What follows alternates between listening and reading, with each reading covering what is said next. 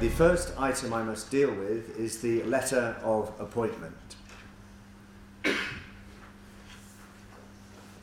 I will now read the letter of appointment. It is a letter from Mr. Duran Watterson, the Minister for Home Affairs. It is dated the 18th of December 2012 and it is directed to Mr. Gary Roberts, and it reads as follows.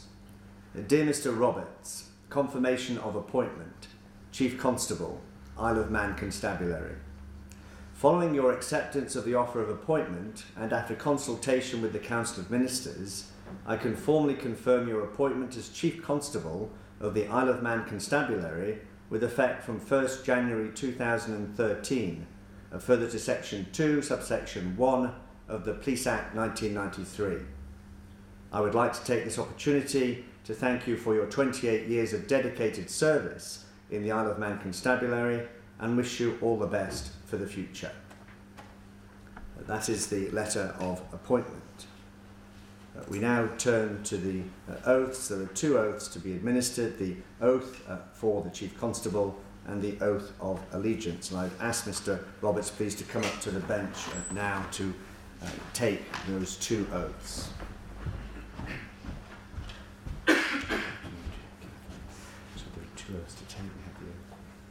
I, Gary Roberts, do swear by Almighty God that I will well and truly serve the Crown in right of the Isle of Man in the office of Chief Constable with fairness, integrity, diligence and impartiality, upholding fundamental human rights and according equal respect to all people, and that I will, to the best of my power, cause the peace to be kept and preserved, prevent the commission of offences against people and property, and apprehend offenders against the public peace. And that while I continue to hold the said office, I will, to the best of my skill and knowledge, discharge all the duties thereof faithfully according to the law. Thank you. So I'm satisfied that the oath for the Chief Constable has been duly taken. We now turn to the oath of allegiance. I, Gary Roberts, do swear by Almighty God that I will be faithful and bear true allegiance to Her Majesty Queen Elizabeth II, her heirs and successors, so help me God. Thank you very much. Satisfied that the oath of allegiance has also been duly taken, we now turn to the entry in the Liber Juramentorum, the public records of this island, and that entry reads as follows. At Douglas, 4th January 2013, on this day the oath of allegiance and the oath of Chief Constable were administered to and taken by Gary Roberts, sworn into the office of Chief Constable of this Isle by virtue of his letter of appointment dated the 18th of December 2012.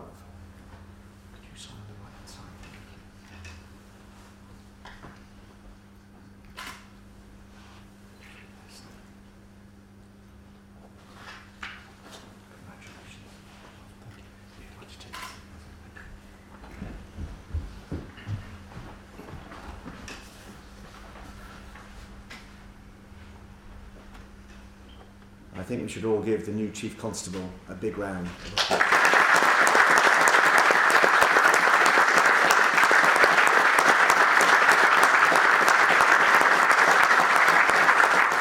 The appointment of a Chief Constable, in particular a home-grown Chief Constable for the Isle of Man, is a very important appointment for the island. In preparation for this ceremony, and as a matter of professional curiosity, as the new chief would call it, I reread George Turnbull's book on the Isle of Man Constabulary, first published in 1984, the year I was called to the Manx Bar as a Manx advocate, and the year Gary Roberts became a Manx police constable. Yes, we have both been around that long. Mr. Turnbull, in his interesting book, referred to the words of Deemster William Lease Drinkwater in 1863, and I quote, "Without an efficient police force, the best of laws must often be inoperative and good government impossible," unquote. Deemster Eason, in his foreword to the book, spoke of the Manx police force with its attendant rights and duties, assisting the peace, good order and government of the Isle of Man. The police work at the sharp end of our community to keep law and order. They often work in very difficult circumstances.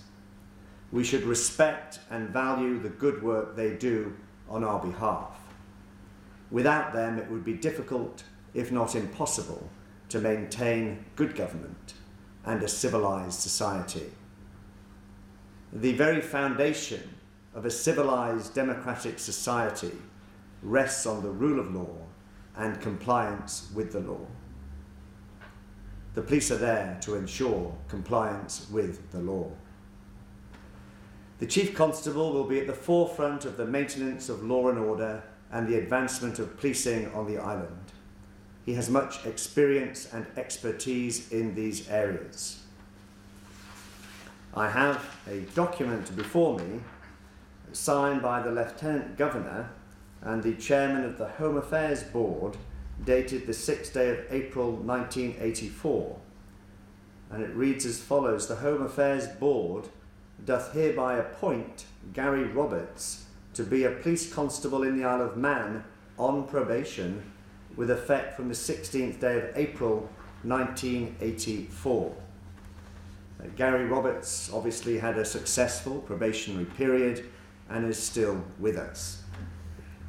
Gary Roberts has already given many years of loyal service to the island through the Isle of Man Constabulary, nearly 29 years. That is a massive contribution to policing on the Isle of Man. The concept of public service is clearly at the heart of the Chief Constable's work. It is good to see a Manx constable rising up through the ranks to Chief Constable. This is a sign of the island's growing maturity and increasing local independence. The list of the achievements of Chief Constable Roberts to date is already significant and will no doubt be added to over the next 5 years. Gary Roberts is plainly passionate in respect of the constabulary, its professional standards and its reputation. He was the architect of the values-based approach to policing. He is passionate also about maintaining and enhancing the quality of life people enjoy on this island. Many people speak very highly of Gary Roberts, and he has already achieved some outstanding success within the Isle of Man Constabulary. On my appointment as First Deemster, the Chief Justice of this island, in December 2010, the Judge of Appeal, with a big mischievous smile on his face, stated, and I quote, "I hope that in the very unlikely event that if he ever in any way becomes bumptious or intolerant, that his wife and his sons will remind him that he's only a judge and not Superman. We all need people to bring us down to earth," unquote.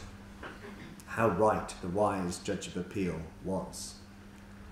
Looking at the CV of Chief Constable Roberts, you could be forgiven if you felt you were reading Superman's CV. Fortunately, I am aware also that there are at least 3 people who will bring the Chief Constable firmly back down to earth if he ever gets ideas above his station. I speak, of course, of his wife Jackie and his daughters Lauren and Rebecca. In addition to keeping the new chief's feet firmly on the ground and making sure he wears the right trousers and the right shoes, more of which I'll come to in a moment, I'm sure that Gary will gain a lot of comfort and inspiration from the continuing support of his family. It is good to see Jackie, Lauren and Rebecca here today. Lauren has been in court number 1 before to hear some presentations on the Manx legal system and to ask and to be asked some difficult questions. Lauren was awarded the Isle of Man Court School Visits Prize in 2011 against stiff opposition amongst the island's secondary schools. Lauren displayed great knowledge of the Manx legal system and our independent system of law, which augurs well for the future. I return now to her father, who also knows about the Manx legal system and the role of the police in a compact island community. In preparation for today, I made some discreet enquiries to see if I could ascertain any useful personal information in respect of the new Chief Constable. My sources remain, of course, strictly confidential. Thank you, Chief Secretary. But let me read from a communication I have received from an undisclosed third party. And I should add that I've not had a good opportunity of looking at the Chief Constable's shoes or trousers today. But I quote from the email. Our new Chief Constable, a man who several years ago turned up to a leadership training course at the Sefton Hotel wearing one black and one brown shoe, when asked whether he had a matching pair of shoes at home, he looked down and alleged that he'd got dressed in the dark so as not to disturb Jackie, his wife, or his two daughters, Lauren and Rebecca. The course didn't start till 9 o'clock. He immediately rang Jackie and she came to the rescue. She drove from the home in Castletown to the Sefton with a matching pair of shoes. In the meantime, Mr. Roberts did his best to keep his feet out of view under the table until she arrived. I continue with the email. Those who worked closely with him knew when he had an interesting job on the go, as in the early stages of an inquiry he would walk up and down the corridor at police headquarters at a great rate of knots, with no one being able to keep up with him. When the inquiry got to the mundane stage of statement taking, etc., Gary's pace would slow considerably. The email continues. At Tynwald a couple of years ago, we had an incident with the coroner of Glenfaber, as on the hill they had one seat between them. Mr. Roberts was adamant that it was his seat, and so was the coroner. Mr. Roberts won, and the coroner had to make alternative arrangements.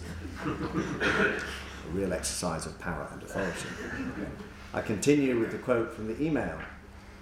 Chief Constables obviously need personal dresses, as both Mr. Langdon, now Mr. Langdon OBE, and Mr. Roberts have previous experience of arriving at events in trousers and tunics that don't match. Last year, 2012, our new Chief Constable arrived at Tynwald with his tunic and a suit carrier. When he got it out, it was a completely different material to his trousers.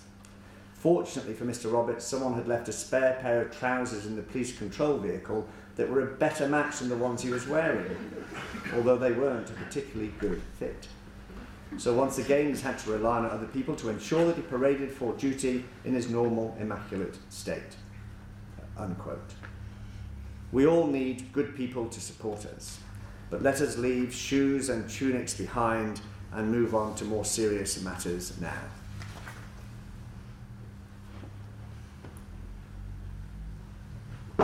The oath that has just been administered today requires Chief Constable Roberts to undertake his duties with fairness, integrity, diligence and impartiality, upholding fundamental human rights and according equal respect to all people. People must also recognise that in addition to fundamental human rights, we also have human responsibilities. A fundamental human responsibility that goes to the very core of our continued civilized existence is the responsibility to comply with the law. I trust that the local community will continue to support the good work the police do to ensure that the first-class quality of life we all enjoy on this wonderful island is maintained and enhanced, and that the peace be kept. Chief Constable Roberts, you have good reason to be extremely proud of what you have already achieved to date, and I know that you are keen to get on with dealing with the challenges that the next 5 years will present. I congratulate you, Chief Constable Roberts, on your appointment as Chief Constable, and I wish you well in discharging your onerous duties in accordance with your oath.